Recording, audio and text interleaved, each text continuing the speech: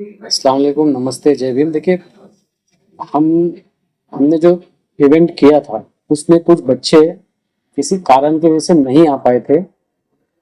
उन बच्चों का बार-बार हमें फ़ोन आ रहा था कि हम नहीं आ पाए, हमें अब हमारा अवार्ड रह गया। तो आज हमने उन सारे बच्चों को यहाँ बुलाया था, ताकि उनकी जो मेहनत से जो उन्होंने परसेंटेज लाया है, वो वेस्ट ना हो। इसलिए हमने आज उन्हें यहाँ बुला के उन्हें भी सम्मानित किया, उन्हें अवार्ड दिया, ट्रॉफ़ी दिया, मेडल दिया। उसके अलावा हमने ऐलान किया था कि मैं मेरे अम्मी के नाम से इस साल स्कॉलरशिप हम शुरू करने वाले थे। हमने अल्हम्दुलिल्लाह आज 10 बच्चों को 5-5 हज़ार रुपया करके स्कॉलरशिप भी दी। वे बच्चे ऐसे थे जिन्हें वाकई मदद की ज़रूरत थी। पढ़ने में बहुत अच्छे थे, किसी की माँ है तो बाप नहीं था, किसी के डैडी है तो मम्मी नहीं है, किसी के दोनों भी नहीं थे, किसी के अंदर पढ़ने का जज्बा था, पर फाइनेंशियल क्राइसिस की वजह से वो पढ़ नहीं पा रहे थे। तो आज हमने वैसे बच्चों की मदद भी की, मदद नहीं की, मैं ये बोलूँगा कि आज हमने उनको एक इनाम के तौर पे राशि दी। और हमने ये पहल की है मेरे अम्मी के नाम से, रफ़िया मुर्तज़ा कुरैशी शिक्षा सम्मान पुरस्कार नाम से हमने एक स्कॉलरशिप शुरू की है। और हम कोशिश करेंगे कि हर साल इसकी राशि में हम इजाफ़ा करते जाएँ और हमारे इलाके के जो ज़रूरतमंद बच्चे हैं उनको उनके मकसद में कामयाब करें। अभी हमने स्टूडेंट से बात किया तो उन्होंने स्टूडेंट का कहना ये है कि गोवंडी में ऐसा पहली बार हुआ है और हमको जब कुछ अवार्ड्स मिलते हैं तो हमें बहुत गर्व होता है कि कोई तो है हमें सम्मानित कर रहा है, कोई हमें पूछ रहा है स्टूडेंट्स को लेकर, एजुकेशन को लेकर। गोवंडी में ऐसे कई प्रोग्राम होना चाहिए। क्या लगता है भाई, जिस तरह से जो प्रोग्राम गोवंडी में आप कर रहे हो इसके पीछे क्या राज है सर? देखिए, इंग्लिश की एक कहावत है, when you focus about you grow, when you focus about shit grow। मतलब अगर आप गलत चीज़ पे ध्यान दोगे तो गलत चीज़ बढ़ेगी, अगर आप पे खुद पे ध्यान दोगे तो आप बढ़ोगे आगे।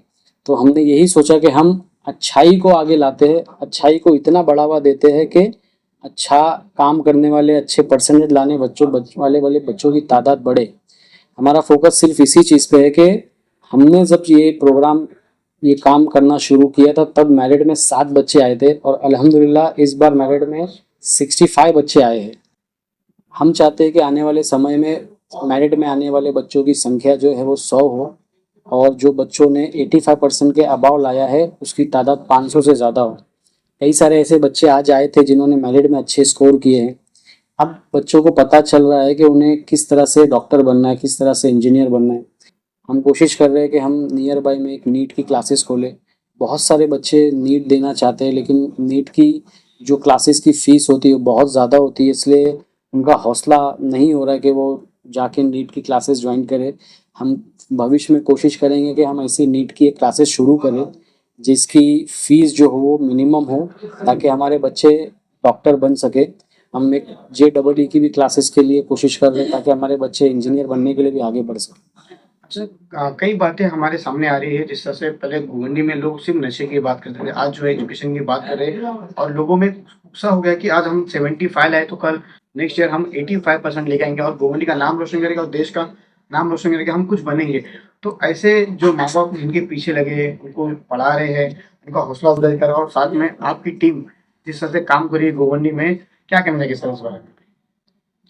देखिए, गोवंडी का जो बदलाव है, और अगर आपको नशे पे लगाम लगाना है तो एकमात्र रास्ता एजुकेशन है। आज अगर हम गोवंडी के काले चेहरे को दूर करने की बात करते तो कहीं ना कहीं हमें शिक्षा को महत्व देना ही पड़ेगा।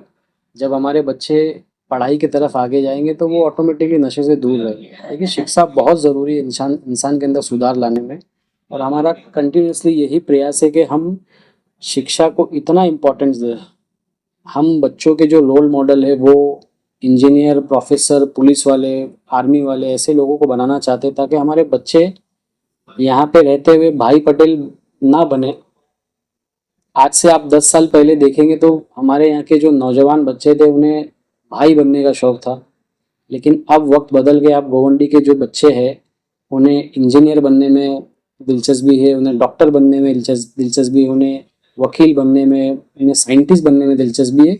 ये सारी चीज़ें हो पाई क्योंकि हमारे जैसे और भी लोग जो है, कई पॉलिटिकल पार्टीज है, कई संस्था है, वो भी आज एजुकेशन पे काम कर रही है।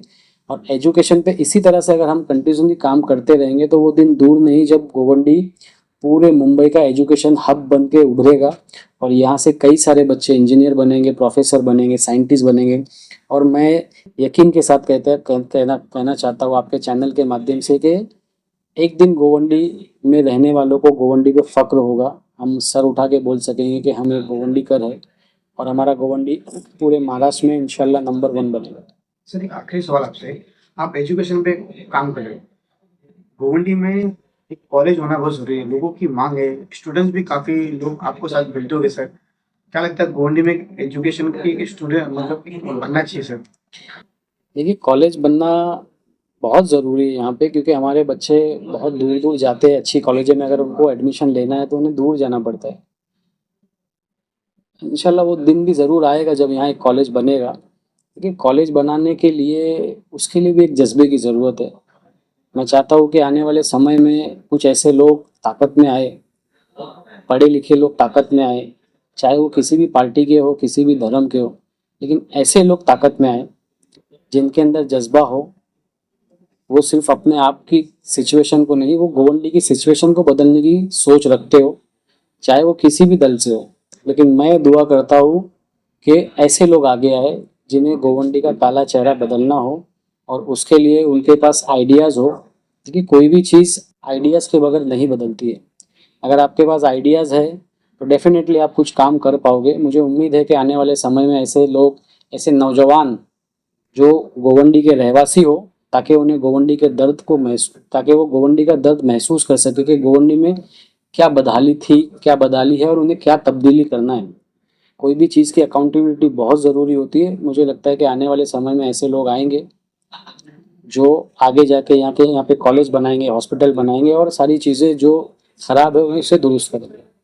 आखिरी सवाल, स्टूडेंट को किस तरह का संदेश देंगे जिस तरह से आपके जो फंक्शन जो हो रहे लगातार जी, इसलिए आने वाले साल में कितने स्टूडेंट आना चाहिए आपके माध्यम से जिन लोगों का हौसला अफजाई हो? लेकिन मैं तो चाहता हूँ कि अगर यहाँ 5,000 बच्चे 10वीं और 12वीं दे रहे हैं तो मैं चाहता हूँ कि 5,000 बच्चे मेरिट में आए। लेकिन मैं उन बच्चों से ये कहना चाहता हूँ कि देखिए, आपका जो हौसला और आपका जो जज्बा है, आपको अगर मेरिट में आना है तो उसके लिए आपको दिन रात मेहनत करना बहुत ज़रूरी है। आपको आपका जो फ्रेंड सर्कल है वो ऐसा रखना होगा जिसमें पढ़ने वाले बच्चे हो, क्योंकि संगत जो है वो बहुत ज़रूरी होती है किसी भी चीज़ को ख़राब करने के लिए या किसी भी चीज़ को सुधारने के लिए। मैं यहाँ के स्टूडेंट से एक ही मांग करना चाहता हूँ कि वो ऐसे लोगों की संगत में रहे जिन्हें आगे बढ़ना है, जिन्हें कुछ करना है। गोवंडी आने वाले समय में बहुत चेंज होगा, अच्छे अच्छे बच्चों को प्रोड्यूस करेगा। यहाँ से बच्चे निकल के साइंटिस्ट बनेंगे, इंजीनियर बनेंगे, प्रोफेसर बनेंगे। मुझे यकीन है कि वो एक दिन गोवंडी को फक्र महसूस कराएंगे।